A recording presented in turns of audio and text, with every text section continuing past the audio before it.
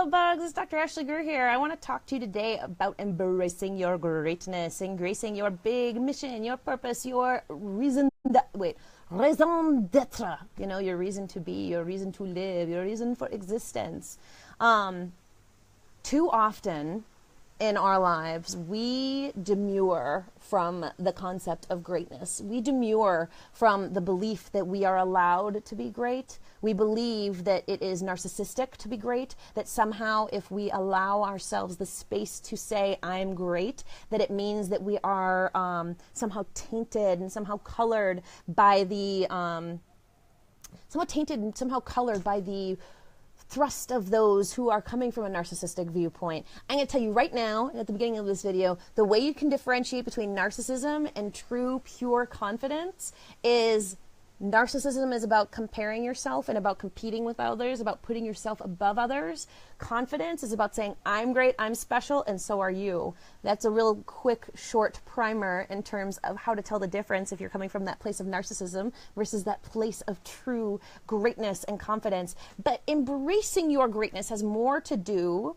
Yes, you have to give yourself permission to be great, but it also has to do with truly giving yourself permission to be afraid of the thing that exists on the other side of your greatness. Whether that is a fear of the success that might come, whether that's a fear of the money that might come, whether that's a fear of, you know, being an epic change agent, an epic transformational individual who can help people on such a profound level that you're almost afraid of your power, right? A lot of times fear is going to come up when it comes to embracing your greatness and stepping into your greatness, but allowing yourself the space to be great is one of the most important things that you can do, because the world freaking needs you. The world freaking needs you.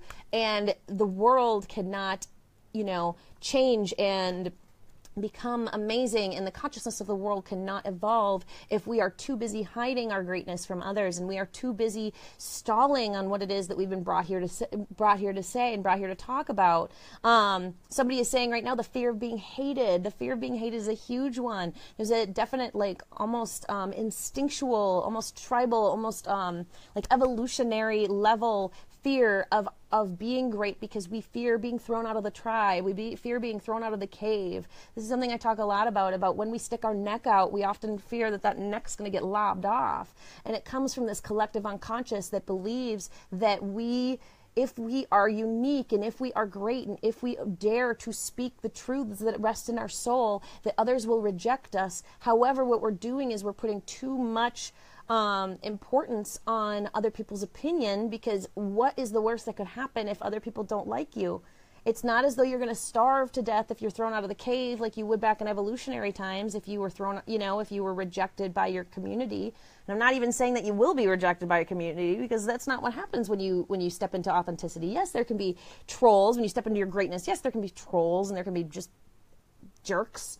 But those people aren't your reality. What those people are is they're uncomfortable with you living your greatness because it shines a light upon them not living their greatness.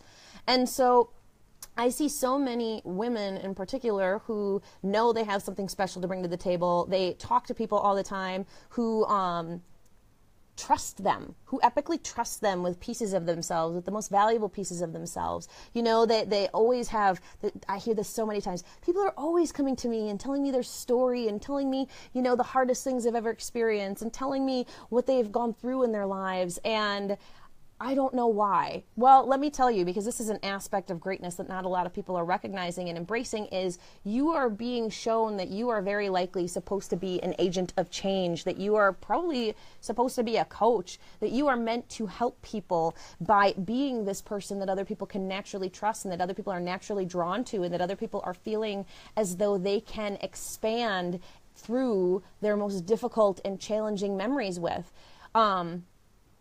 I don't know if you know this, but I actually, with the amazing Tamara Jelaine, who has her master's in psychology and is a licensed therapist at the moment, and I have my doctorate in psychology, we've created a coaching program called the Psych-Intuitive Coach Certification Program. This program actually marries your spiritual gifts with psychological knowledge and neuroscience and coaching skills to help you become an epically transformational coach who is educated on all levels of coaching, not just one or the other, and not just going out there and operating from the perspective of no training, because you don't necessarily need training to be a coach, but it's definitely going to make you a hell of a lot better coach. Because the reason I bring this up in terms of in a video about embracing your greatness is that I see so many women think that I don't have what it takes, or I don't have the knowledge, or I don't have the ability, or I don't have any gifts, or I don't have any spiritual gifts. Everybody has spiritual gifts. Every last one of you has a spiritual gift, more than one. We have this awesome video that actually walks you through anchoring into your intuition, and I'm going to link it into the video, into the comments below once I'm done with the video, that you can check out and really begin to anchor into your own hell yes and hell no, so that you can know what it is, the signals that you're getting in terms of these spiritual gifts, because developing your intuition is sort of the first step in your own spiritual journey, in your own recognition of your gifts and development of your gifts. And as you develop your intuition, then you'll open up more and more into developing different spiritual gifts, like being psychic, or being a channeler, or being a medium, or all of these different things, whatever's comfortable for you to explore. But with this program, you're actually going to also learn things like neuroscience, things like the theory of change.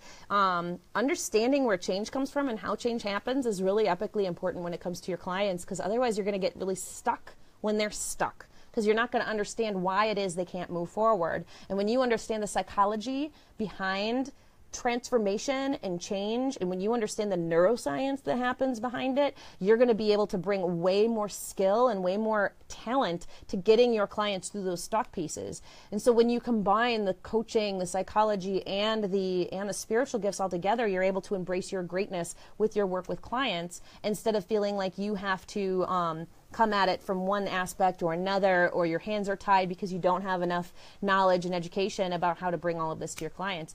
But back to embracing your greatness, because maybe it's not coaching that really is calling to you. Maybe embracing your greatness is going out and becoming a famous singer, or maybe an artist, or maybe embracing your greatness means that you plant the most epic, beautiful garden in the world.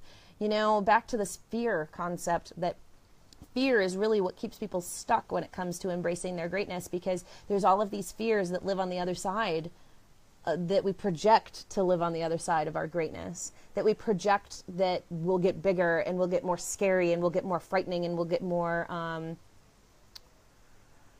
progress interrupting. Like, they will interrupt our progress forward. If we dare to live our greatness, what will happen is we anticipate all of this pushback against us. Now, some of this comes from the patriarchy, some of it comes from a culture that essentially has pushed women back and has pushed women down in their lives, and made them believe that it's not safe to excel, it's not safe to be successful. Women and young girls as young as kindergarten often feel the need to choose between being liked and being and achieving in their schoolwork. And this same belief will often translate into women as adults. They feel as though they cannot be liked while also being successful. Part of this is they're not surrounding themselves with enough other successful and amazing women, but it can also be that they just feel as though to be successful means being a jerk, or to be successful means, really, being almost cutthroat and all of these things. But all of those beliefs come from a patriarchal, masculine perspective, that the only way to, in a lack-based perspective, to be honest, this is something I talk a lot about in my money course, but a lack-based perspective that comes from the belief that for me to win, other people have to lose, which is one of the greatest lies you've been sold in society, is for you to win, other people have to lose. And it's one of the reasons that people get all crazy and get competitive and get come from a sense of, if you're excelling, then I'm not excelling. Again, competition. This all comes from a sense of lack, and comes from a sense that there's not enough to go around. Guess what, girlfriend? There's enough greatness to go around for all of us. All of us can be great, and it will actually elevate the entire consciousness of the planet when we are all great and embracing our greatness. And when we can empower each other to embrace our greatness and celebrate one another's greatness, guess what? Everything becomes even better, because then we are collectively raising, like the tides. We all rise together, instead of feeling as though only one of us can rise, and only one of us can be successful, and only one of us can really, create wealth, or can create transformation. Just because somebody else is rocking it doesn't mean that you can't. And so just because somebody else is embracing their greatness, don't feel challenged and don't feel jealous or don't feel competitive with them, because them showing and embracing their greatness is an example on how you can do the same. Because there is not a limited amount of greatness in the world that if they embrace their greatness, there's not enough greatness for me to embrace now. That's not real. That's just, you know, a limited belief, a limiting belief based on the lack, and the sense that there are a lot of mosquitoes out here. The sense that that for other people to succeed means you have to lose, or means someone has to lose, or for you to have to win means someone else has to lose. And again, that is the win-lose situation is one of the greatest lies we've ever been told, and one of the greatest prisons we'll ever have to live in. And I want you to get out of that prison so that you can embrace your greatness, and you can help other people embrace their greatness, and you can celebrate other people embracing their greatness, because it's an amazing, great, expansive, just outstanding world out there. But we've got to allow ourselves, give ourselves permission to be great, get out of the sense that it's egotistical or it's selfish to be great, get out of the sense of competition and jealousy and there's not enough to go around, and then to own what it is we want to do, whether that's be a coach or whether that's be an artist or whether that's just be a kick-ass mom. Doesn't matter. You can be great in any way, shape, or form that you decide to be great in your life. It's just a matter of bringing all of you to the table. All right, I'm going to put those links in the comments below. If you've got any questions, please feel free to comment, and I'll come back and respond later.